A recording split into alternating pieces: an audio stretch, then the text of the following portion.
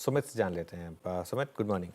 Morning. तो ये दो तरह की व्यूज़, तो पहले मैं लेटेस्ट से लास्ट की तरफ जाता हूं। पहले आज की रिपोर्ट जो इंपॉर्टेंट है उसके ऊपर बातचीत करते हैं। मॉर्गन स्टैनली की एक रिपोर्ट आई है आईटी को लेकर, जहां पर उन्होंने एक ओवरवेट रेटिंग रखी है इन्फोसिस में और टारगेट्स को बढ़ाया है। करीब करीब 1820 के टारगेट्स किए हैं।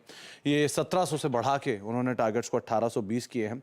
लाइकवाइज टीसीएस में भी उन्होंने एक ओवरवेट रेटिंग रखी है करीब 4600 रुपये के टारगेट्स के लिए, जो कि 4240 से बढ़ाकर उन्होंने अपने टारगेट्स को ऊपर की तरफ रिवाइज किया है।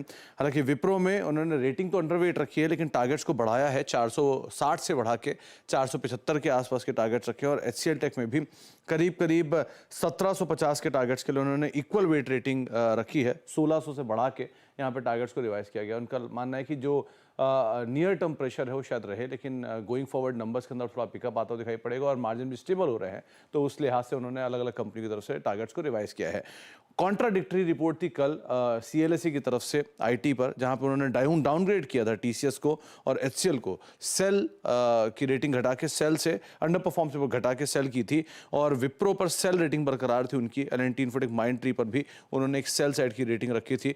उनका ये मानना था कि जो रेवेन्यू ग्रोथ है एचसीएल और इन्फोसिस की, वो थोड़ी सी नेगेटिव रहेगी और शायद उसका इम्पैक्ट जो है वो टीसीएस के ऊपर भी आता हुआ दिखाई पड़े आने वाले समय में। तो इस तरह से एक कॉन्ट्राडिक्ट व्यू बन रहा है, लेकिन हाँ, दिग्गजों को लेकर काफी ज्यादा हलचल है, ये जरूर माना जा सकता है ब्रोकरेज हाउसेस के बीच में।